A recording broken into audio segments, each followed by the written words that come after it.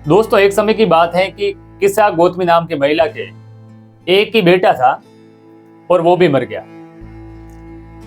अब उस दुख में उस मरे हुए बेटे को सबको लेकर किस्सा गौतमी अपने जितने भी पड़ोसी थे उनके सबके पास गई और जाकर के दवाई मांगने लगी कि कोई तो मुझे ऐसी दवाई दे दो जिससे ये मेरा बेटा ठीक हो जाए।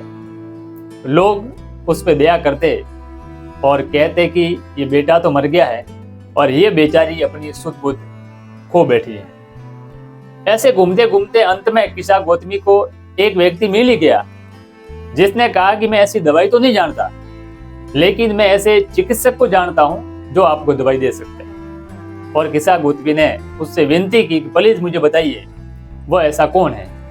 तब उसने कहा कि शाक्य मुनि बुद्ध। किस्सा गौतमी वहां से सीधी बुद्ध के पास गई और जाकर के विनती करने लगी कि प्लीज मुझे ऐसी कोई दवाई दो जिससे ये मेरा बेटा ठीक हो जाए।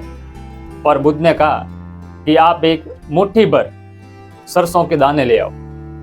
जैसे ये कहा तो किस्सा गौतमी वादा करके वहां से रवाना होने लगी कि मैं जरूर सरसों के दाने लेके आऊंगी।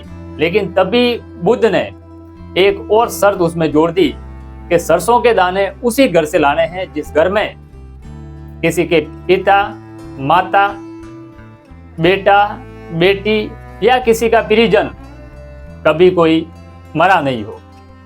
अब किस्सा गौतमी जैसे ही सरसों के दाने लेने जाती तो लोग उस पर दया करते और जैसे वो सरसों के दाने लेकर के आते और किस्सा गौतमी पूछती कि क्या आपके घर में कभी माता, पिता, बेटा, बेटी, परिजन या कोई मित्र की कभी मृत्यु हुई है।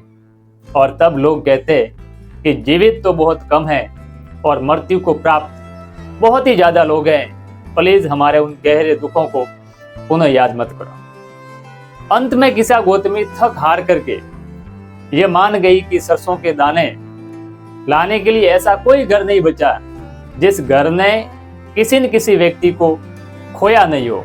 तब वो थक हार करके रास्ते के पास में बैठ गई और बैठे बैठे वो शहर की टिमटिमाती हुई रोशनी को देख रही थी।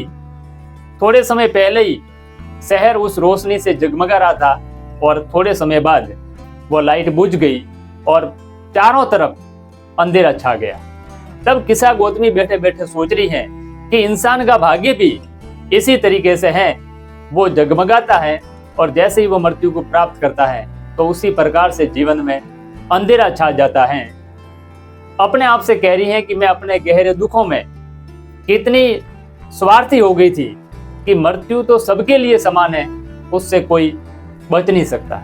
इसीलिए बुद्ध कहते हैं कि जिस प्रकार से पके हुए फल हैं उसको गिरने का खतरा है, उसी प्रकार से जब व्यक्ति एक उम्र में पहुंच जाता है तो उसको हमेशा मृत्यु का खतरा रहता है। इंसान का जीवन भी उस मिट्टी के बर्तन के समान है जिसको कुम्हार बनाता है और उस मिट्टी के बर्तन का अंत टूटने से ही होता है। इसलिए जितने भी प्राणी हैं जो पैदा हुए हैं उन्हें कोई भी व्यक्ति बचा नहीं सकता।